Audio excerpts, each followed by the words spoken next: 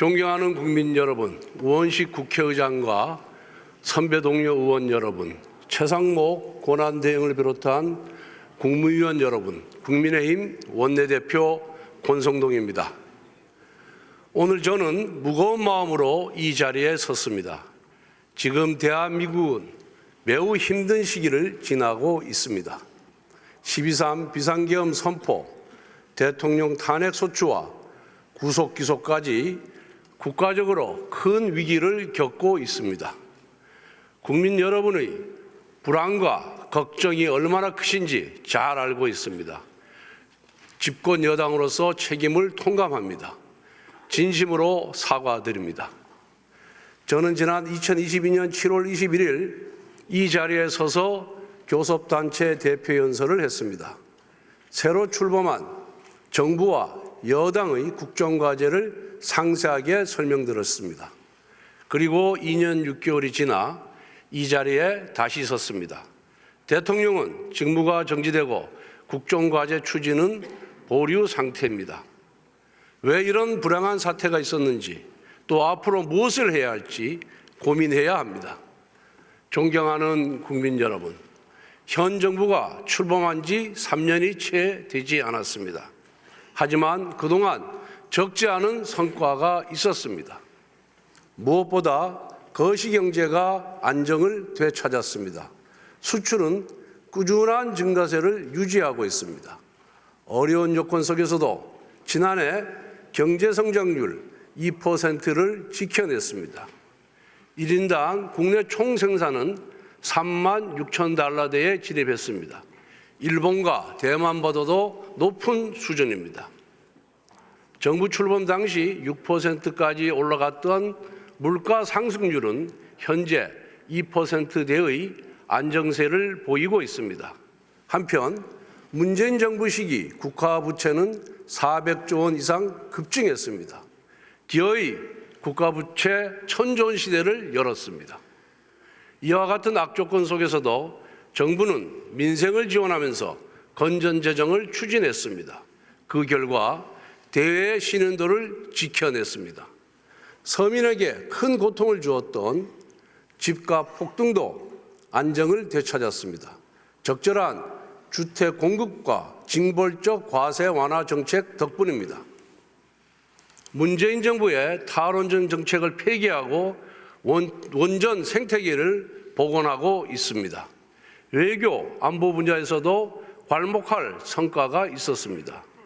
문재인 정부에서 크게 흔들렸던 한미동맹은 역대 최고 수준으로 완전 복원되었습니다. 최악으로 치닫던 한일 관계도 정상화되었습니다. 한미일 삼각협력을 강화하고 굴종적인 대북 정책에서 벗어났습니다. 강력한 힘에 의한 평화를 지켜나가고 있습니다. 이러한 성과는 민주당의 국정방해 책통을 뚫고 이룩했던 것으로 더욱 값지다고 생각합니다.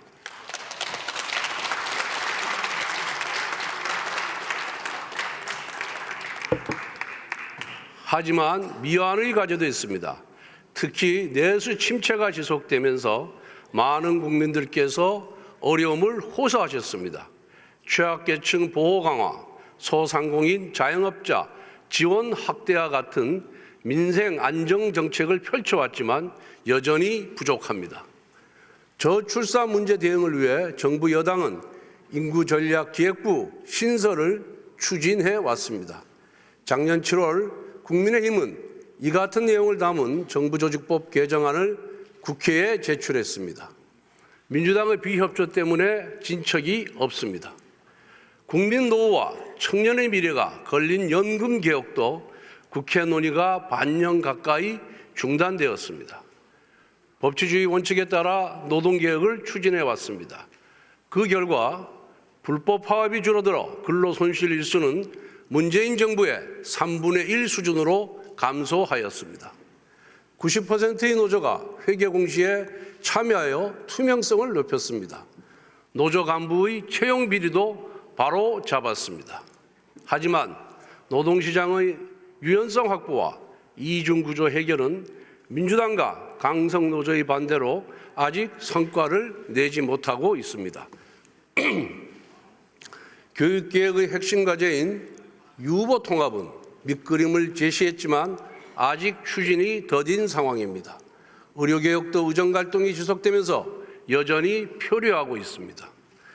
대통령 임기 3년차는 국정 성과를 끌어올려야 할 시기인데 작금의 현실이 너무 안타깝고 송구스럽습니다. 하지만 국민의힘은 마지막까지 여당의 책무를 다하겠습니다. 남겨진 국정과제를 흔들림 없이 추진하겠습니다.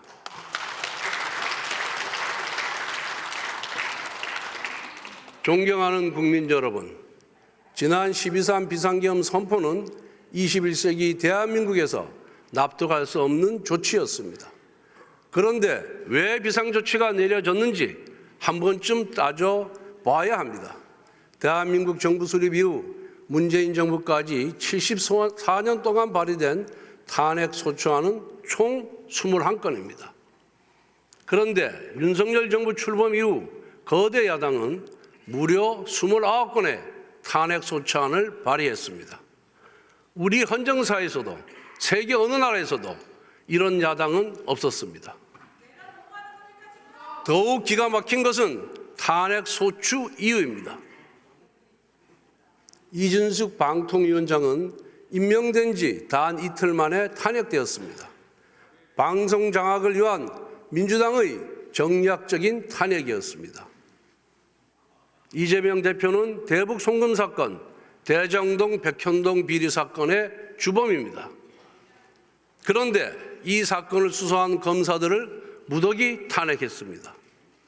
범죄 피고인이 수사검사를 탄핵하는 적반하장의 폭거였습니다. 탈원전, 서해 공무원 피살, 집값 통계 조작, 태양광 사업 비리와 같은 문재인 정권의 부정부패 범죄를 감사하였다는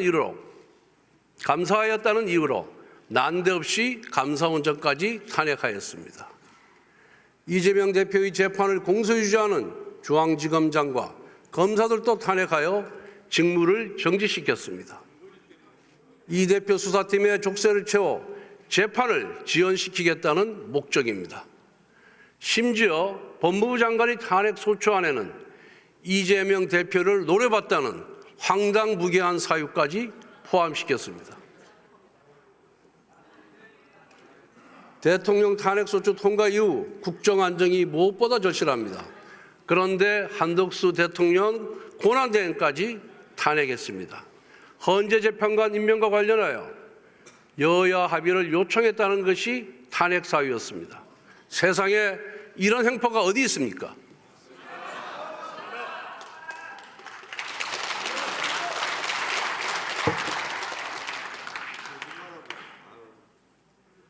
이것도 모자라서 민주당은 최상목 권한대행까지 탄핵하겠다고 시도 때도 없이 협박하고 있습니다. 여기에 더해 거대 야당은 현 정부 출범 이후 무려 23번의 특검법을 발의했습니다. 민주당이 발의한 특검법은 위헌적, 위법적 독소조항이 가득합니다. 그것도 여야 합의 없이 강행 처리하였습니다. 또한 야당은 예산 테러까지 했습니다. 민주당은 금년도 예산안을 대폭 삭감하여 단독 처리했습니다. 지역 상품권 1조 원 증액에 반대한다고 보복한 것입니다. 국회 청문회는 또 어땠습니까? 다수당의 힘으로 입법청문회, 청원청문회 열어놓고 온갖 기형적인 막말과 갑질을 보여주었습니다. 수많은 공직자, 기업인들을 불러서 마치 범죄자 신문하듯이 겁박하고 조롱했습니다. 청문회가 아니라 인신공격의 경연장이었습니다. 지금까지 대통령과 권한대행이 행사한 제의 요구권은 총 38건입니다. 이를 두고 민주당은 독선이라고 비판합니다. 불통, 독선 이미지를 낙인 찍는 전형적인 민주당의 수법입니다. 국익을 위하는 법이라면, 여야 합의로 통과된 법이라면 정부가 왜 제2요구권을 행사합니까? 국민 여러분, 29번의 연쇄 탄핵, 23번의 특검법 발의, 38번의 제2요구권 유도, 셀 수도 없는 갑질 청문회 강행, 삭감 예산안 단독 통과, 이 모두가 대한민국 건국 이후 단 한 번도 본 적이 없는 처음 있는 일입니다. 의회 독재의 기록이자 입법 폭력의 증거이며 헌정 파괴의 실록입니다.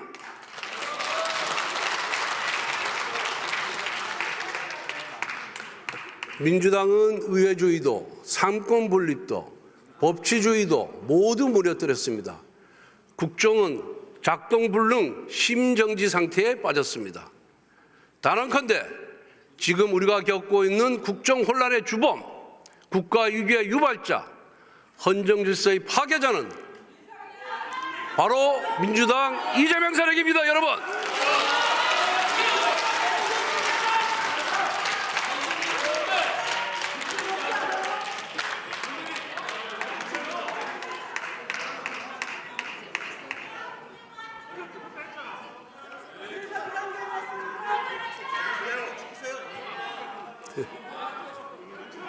국정 혼란의 목적은 오직 하나, 민주당의 아버지 이재명 대표의 방탄입니다.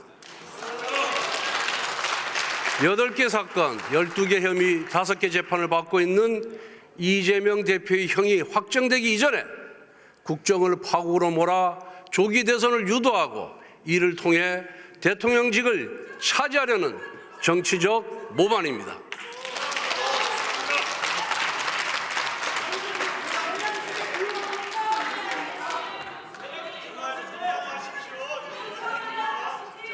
민생도 경제도 팽개치고 대표 한 사람 방탄을 위해 입법 권력을 휘두르는 개인 숭배 세력, 탄핵 특검 말고는 아무것도 할 줄 모르는 불안 조장 세력, 정치를 끝없는 갈등과 대립으로 몰아가는 국민 분열 세력, 이것이 바로 민주당의 본 모습입니다.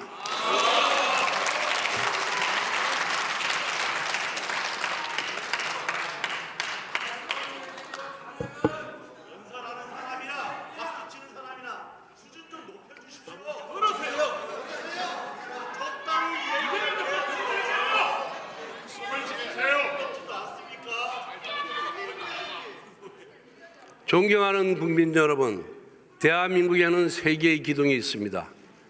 바로 자유민주주의와 시장경제, 그리고 한미동맹입니다. 민주당은 이 세 개의 기둥을 뽑아버리고 대한민국을 혼란과 쇠락의 길로 이끌려고 합니다. 한미동맹은 대한민국 외교안보의 근간이자 대한민국 번영의 밑거름입니다. 하지만 한미동맹의 역사가 순탄하지는 않았습니다. 80년대 운동권은 미제국주의 타도를 외치며 극단적인 반미 투쟁을 전개하였습니다. 여기 계신 야당 의원님 중에서도 극렬하게 반미 투쟁에 앞장섰던 분들이 있습니다. 이제는 생각이 좀 바뀌셨습니까?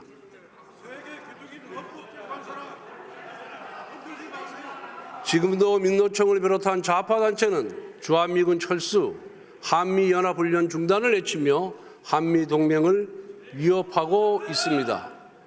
그런데 최근 민주당은 난데없이 한미동맹 지지 결의안을 발의했습니다. 이재명 대표도 한미동맹을 부쩍 강조하고 있습니다. 조기 대선을 겨냥한 위장전술입니다. 카멜레온의 보호색이 성조기 무늬로 바뀌었습니다. 지난 12월 7일 대통령 1차 탄핵소추안에는 자유민주주의 국가들과의 연대를 강화하는 가치외교가 탄핵 사유로 명시되었습니다.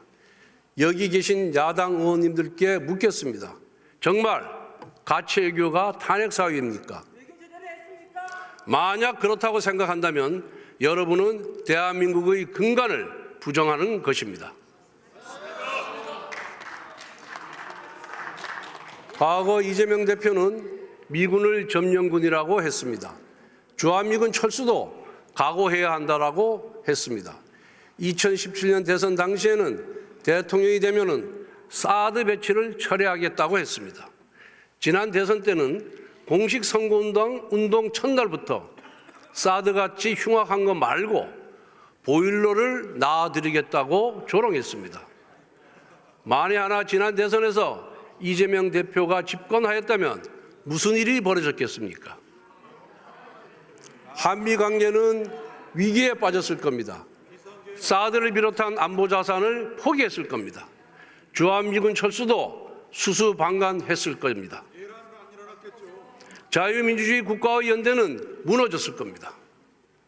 그 대신 북한에게 목을 매면서 종전선언이라는 종이 쪼가리 한 장을 구걸했을 겁니다. 국민 여러분, 대한민국은 경제력 세계 10위권, 군사력 5위의 강국입니다. 한미관계도 산업동맹, 경제동맹으로 더욱 확장해야 합니다. 대표적으로 원자력, 반도체, 조선업이 있습니다. 모두 안보와 직결된 전략 산업입니다. 원자력 분야에서 미국의 원천 기술과 강력한 외교력, 그리고 한국의 원전 건설과 운영 능력이 결합하면 강력한 시너지를 발휘할 수 있습니다. 그런데 누가 우리 원전 산업 생태계를 파괴했습니까? 바로 민주당입니다. 민주당은 작년 말에도 차세대 원전 기술인 소듐 냉각 고속로 연구개발 예산을 삭감했습니다. 70억 원에서 7억 원으로 줄였습니다. 예산 90%가 날아갔습니다.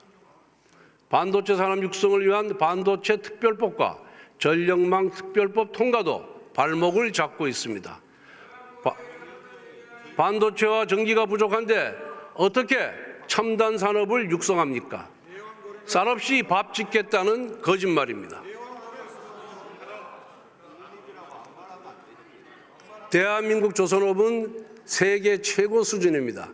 미국 트럼프 대통령도 우리 조선업을 주목하고 있습니다.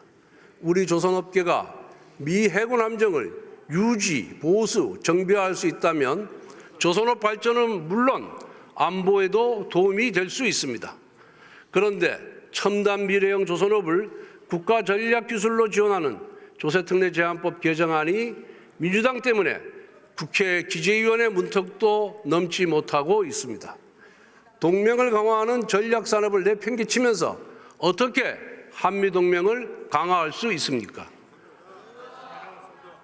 아울러 지금 동유럽, 중남미 국가에서 우리의 우수한 K방산 수입을 원하고 있습니다. 그런데 국방장관의 공석으로 고위급 협상에 큰 차질을 빚고 있습니다. 최대행은 국방장관을 즉시 임명해서 국가안보와 방산 수출에 만전을 기해 주시기 바랍니다.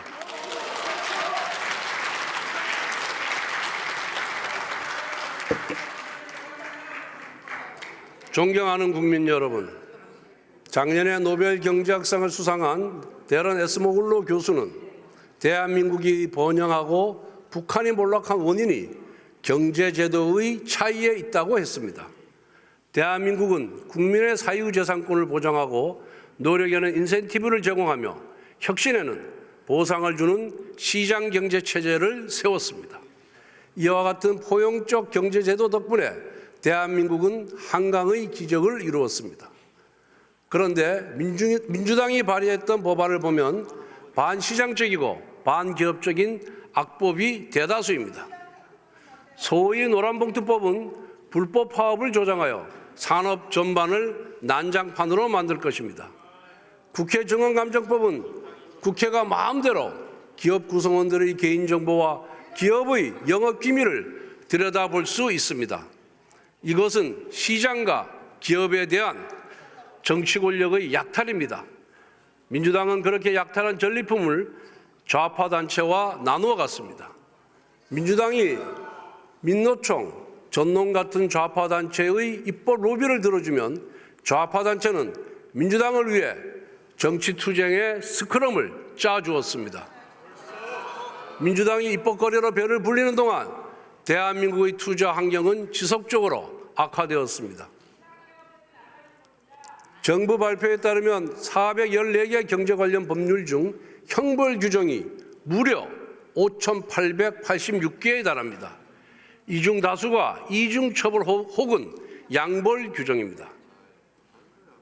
주한미국 상공회의소 조사를 보면 한국에서 애국 기업들이 투자하기 힘든 이유가 예측하기 힘든 규제 환경이라고 합니다. 이처럼 반기업적인 투자 환경을 누가 만들었습니까? 바로 정치입니다. 그저 기업을 규제하고 과도하게 비난하면 착한 정치인, 견연 정치인으로 대접해주는 위선의 정치 문화가 우리 경제의 족쇄가 되었습니다. 그리고 그 중심에 민주당이 있습니다.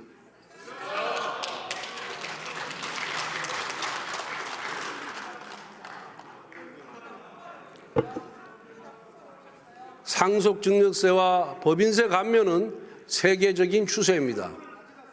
그런데 민주당은 세제 개편을 부자 감세라는 선동으로 가로막았습니다. 지난 2017년 민주당 대선 후보 경선 당시 이재명 후보는 영업이익 500억 이상 대기업 440개에 대해 법인세를 30%까지 올리겠다고 공언한 바가 있습니다. 성남시장을 할 때는 재벌 체제 해체에 정치 생명을 걸겠다고 했습니다. 이와 같은 이재명 대표의 경제 극단주의는 기본소득에서 정점을 찍었습니다. 성남시장 때 2,800만 명에게 100만 원씩 기본소득을 나눠주겠다고 밝혔습니다. 경기지사 재직 당시에는 기본소득은 필생에 이루고 싶은 정책이라고 했습니다. 그런데 그 막대한 비용을 어디서 마련합니까? 지난 대선 당시 이재명 후보는 데이터세, 인공지능 로봇세, 국토보유세를 거두면 기본소득 재원을 마련할 수 있다고 했습니다. 그야말로 신기루 같은 이야기입니다. 지구상에서 기본소득을 도입한 나라는 단 하나도 없습니다. 그런데 최근 이재명 대표는 실용주의를 표방합니다. 기업 경쟁력이 국가 경쟁력이다. 기본소득 재검토할 수 있다. 지금은 성장이 시급하다며 자신의 과거를 전면 부정하고 있습니다. 하지만 정치적 유불리에 따라 바꾼 말들은 언제든 강성 지지층이 원하는 포퓰리즘으로 회귀할 것입니다. 이재명 대표와 민주당이 정책과 노선을 진정 수정할 의지가 있다면 노란봉투법, 국회 증언감정법부터 폐기하십시오. 대신 여야가 합의한 민생 법안들을 당장 통과시키십시오. 만약 그렇지 못한다면 이재명 대표가 외친 실용주의는 정치적 가면극에 불과합니다.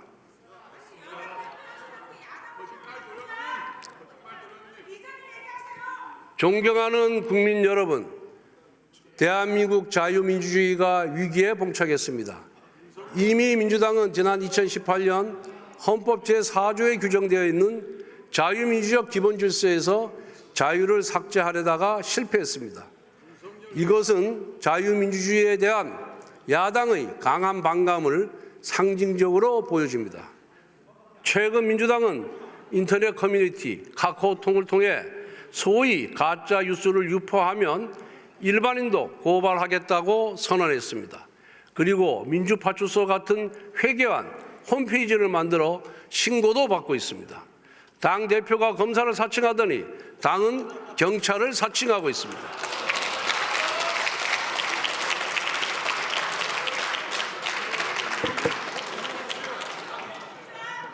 빅브라더가 당신을 주시하고 있다.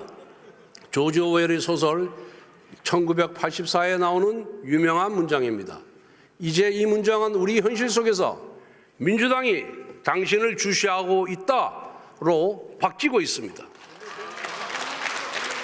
민주당의 검열과 본능은 여론조사업체 관리법안, 언론재갈법, 언론사에 대한 광고 압박에서도 볼 수 있습니다. 이처럼 민주당과 이재명 대표는 의회 권력만으로도 무소불위 권력을 휘두르고 국민의 일상까지 감시합니다. 민주당의 권력이 더 커지면 무슨 일이 벌어지겠습니까? 국민의 사생활도 통제하는 공포정치가 일상화될 것입니다. 반대 세력에 대한 끝없는 정치 보복과 숙청이 벌어질 것입니다. 국민 여러분, 국민의힘이냐 민주당이냐라는 질문은 자유민주주의냐 1인 숭배 독재주의냐라는 질문과 같습니다. 안정과 통합이냐 혼란과 분열이냐라는 질문과도 같습니다. 그리고 그 답은 명확합니다.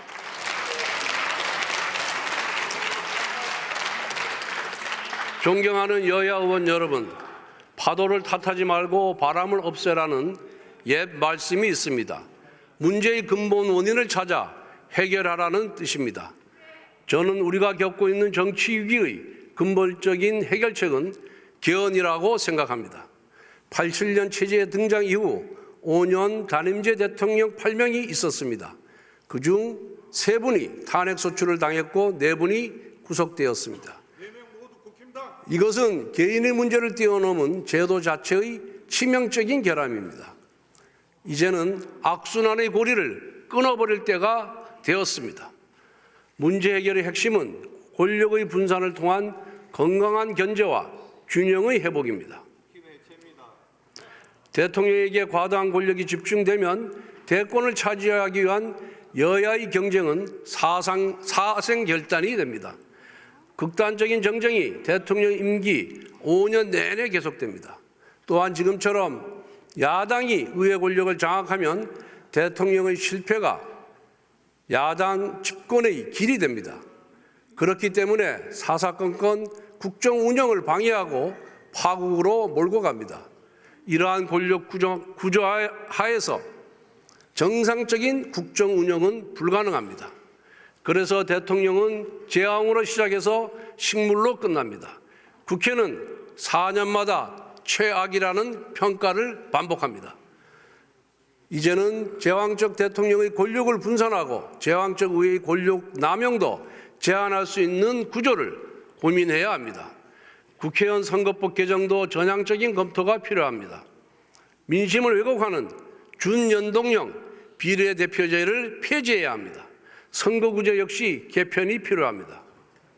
협치와 공존이 가능한 구조로 가야 합니다. 선거 일정을 합치는 것도 중요합니다. 지금처럼 대선, 총선, 지방선거를 모두 따로 실시하면 국력은 낭비되고 책임 정치를 구현하기 힘듭니다. 수많은 국가 원로와 언론계, 학계가 개헌을 주문하고 있습니다. 국민 여론 역시 개헌이 필요하다고 합니다. 이제 남은 것은 국회의 결단입니다.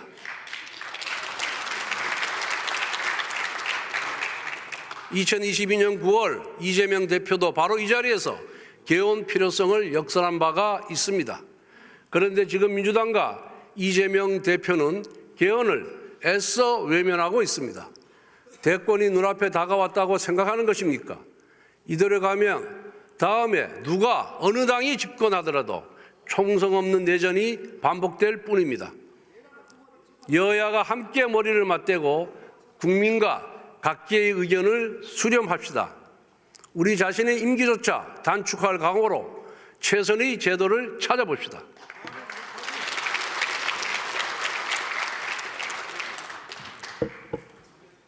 존경하는 국민 여러분, 정부는 의료개혁을 추진해 왔습니다. 정부가 의료계의 목소리를 세심하게 수렴하지 못했고 조급한 측면도 있었습니다. 그렇지만 필수 의료를 정상화하고 지역 의료를 살리기 위해서는 의료개혁이 필요합니다. 의정대화를 다시 시작합시다. 의료 현장의 정상화를 위해 국민의힘은 정부 의료계와 함께 지혜를 모아가겠습니다.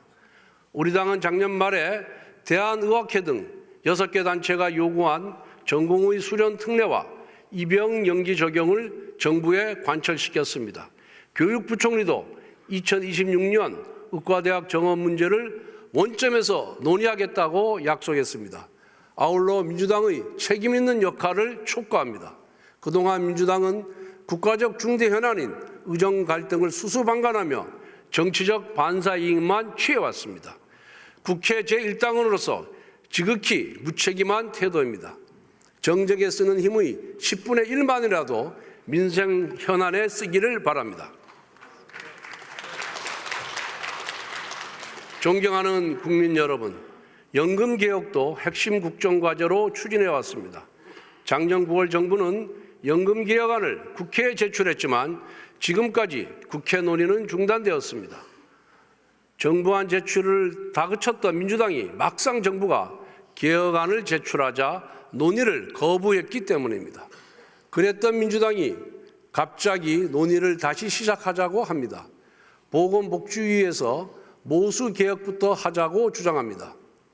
민주당의 주장대로 구조개혁을 빼고 자동 안정화 장치도 없이 소득 대체율을 45%까지 올리는 모수개혁만 한다면 국민연금기금 고갈 시점이 고작 8년 정도 늦춰줄 뿐입니다. 그렇게 되면 미래 세대에게 엄청난 재정 부담을 떠넘기게 됩니다. 우리 세대가 좀 더 혜택을 누리자고 우리 청년들에게 빚더미와 암울한 미래를 물려주면 되겠습니까? 연금개혁은 기본 틀부터 바꾸어야만 50년, 100년을 지속할 수 있습니다. 그래서 국민의힘이 줄곧 모수개혁과 구조개혁을 함께 하자고 주장하는 것입니다. 아울러 국민연금 수익률을 더 높일 수 있는 방안도 모색해야 합니다. 수익률이 높아야 연금 재정도 건전해집니다. 현재 국민연금기금의 규모는 1,200조 원에 육박합니다. 세계 연금기금 중 3, 4위 수준입니다. 투자를 결정하는 기금운용위원회도 장차관 공무원과 노사 대표가 아니라 전문가 중심이 되어야 합니다. 연기금의 수익률을 획기적으로 올리기 위해 세계적인 인재를 불러올 수 있는 방안을 마련하겠습니다. 연금개혁은 기초연금, 퇴직연금, 개인보험과 연계되어 있습니다. 따라서 보건복지위 단일 상임위 차원이 아니라 특별위원회라는 큰 그릇을 만들어 논의해야 합니다. 여야가 특위 구성에 합의한다면 국민의힘은 모수개혁부터 논의하는 것을 수용하겠습니다. 그러나 반드시 구조개혁과 수익률 개혁 논의가 이어지는 장치가 마련되어야 할 것입니다.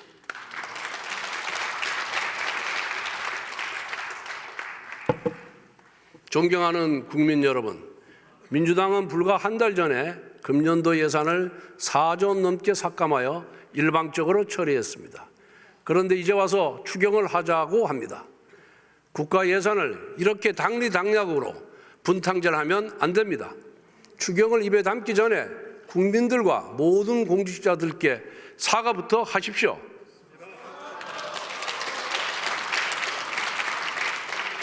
우리 당은 추경 논의를 반대하지 않습니다. 하지만 분명한 원칙과 방향이 필요합니다. 민주당이 일방적으로 삭감 처리한 올해 예산안을 원상 복원하고 보완해야 합니다. 지역화폐와 같은 정쟁의 소지가 있는 추경은 배제하고 내수회복, 취약계층 지원, AI를 비롯한 산업 통상 경쟁력 강화를 위한 추경으로 편성해야 합니다. 아울러 이번 2월 국회에서 반도체 특별법을 반드시 처리해야 합니다.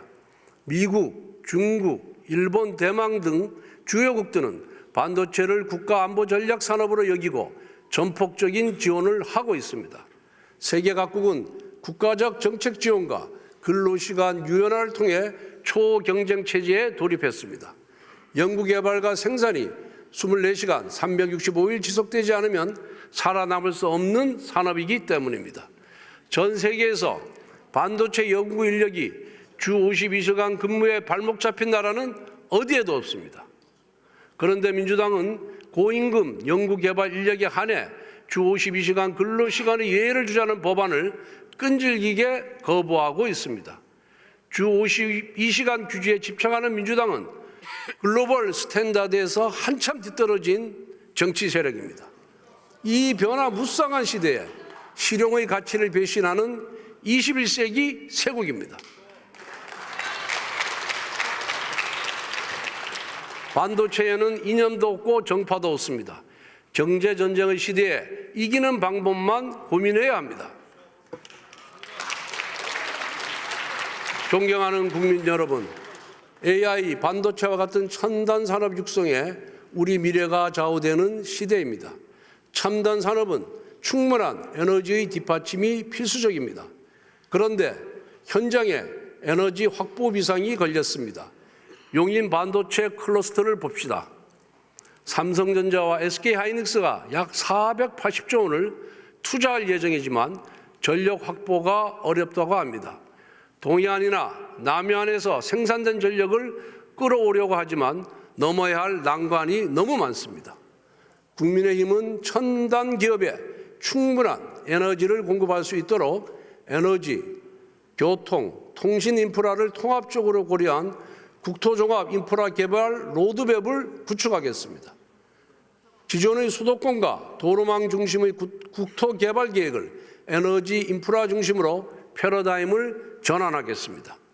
막대한 전력이 소요되는 첨단 산업을 에너지원과 송배전 기반 시설을 갖춘 지방으로 이전하도록 유도하고 그에 따른 세제, 보조금, 교육, 의료, 문화 인프라 같은 다양한 인센티브를 파격적으로 제공하겠습니다. 이것이 바로 대한민국 재도약을 위한 새로운 국토개발 프로젝트입니다. 미래 산업 육성과 지방 활성화라는 두 마리 토끼를 잡겠습니다.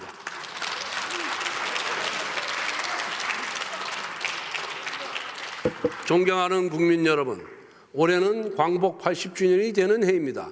지난 80년 우리는 도전과 성취의 역사를 써왔습니다. 식민 지배와 전쟁의 폐허 위에 나라를 세우고 도로를 닦고 공장을 만들었습니다. 가난 속에서도 학교를 건립하여 아이들을 가르쳤습니다. 그렇게 자란 아이들이 산업화와 민주화의 역군이 되었습니다. 대한민국은 식민지를 경험한 나라 중 유일하게 산업화와 민주화 모두 성공한 나라가 되었습니다. 작년 10월 노벨 경제학상을 수상한 사이먼 존슨 교수는 수상 발표 직후 기자회견 일성으로 이렇게 밝혔습니다. 한국 경제를 보라. 성공한 국가의 모범 사례다. 동료 의원 여러분, 우리는 선배 세대로부터 좋은 나라를 물려받았습니다. 그런데 우리는 후손에게 좋은 나라를 물려줄 수 있겠습니까? 지금과 같은 정치가 계속된다면 우리는 받은 만큼 돌려줄 수가 없습니다. 여기 계신 여야 의원님들 대부분 자녀가 있을 것입니다. 우리가 정책과 노선은 달라도 자녀를 위하는 마음은 똑같습니다. 그런데 지금 우리는 어떻습니까? 정작 자녀와 미래 세대를 위한 개혁은 외면하고 있습니다. 성장 동력 회복과 경쟁력 강화, 노동개혁과 연금개혁까지 우리 시대에 주어진 과제를 해결하지 못하고 있습니다. 수명을 다한 87년 헌법제재의 개편도 말만 무성합니다. 그런데 한 걸음도 떼지 못하고 있습니다. 건국 이후 가장 많은 혜택을 받은 우리 세대가 꺼져버린 성장 엔진과 빚더미가 된 국가재정, 극단적인 정쟁과 분열만 반복하는 나라를 물려주지는 않을까 너무나 두렵습니다. 모범적인 압축 성장의 신화를 쏜 우리가 벌써 쇠락의 길로 들어선 것이 아닐까 정말 두렵습니다. 이제 그동안 미뤄왔던 중요한 과제부터 시작합시다. 민생경제의 활력을 불어넣을 역점 법안들, 대한민국의 재도약을 위한 4대 개혁, 저출산 극복을 위한 범국가적인 대책 수립, 극단적 대결 정치를 극복하는 개헌부터 제대로 논의합시다. 우공이산의 고사처럼 작은 성과라도 쉬지 말고 쌓아갑시다.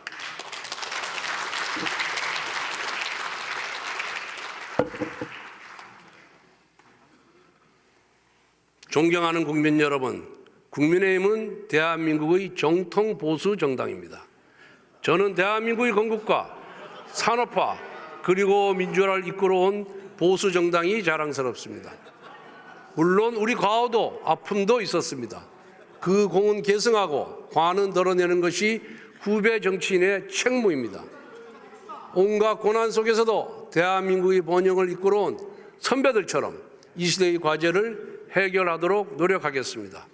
대한민국을 떠받치고 있는 세계의 기둥, 자유민주주의와 시장경제, 그리고 한미동맹의 소중한 유산을 반드시 지켜내겠습니다. 다시 한번 힘차게 전진하는 대한민국을 만들겠습니다. 경청해 주셔서 감사합니다.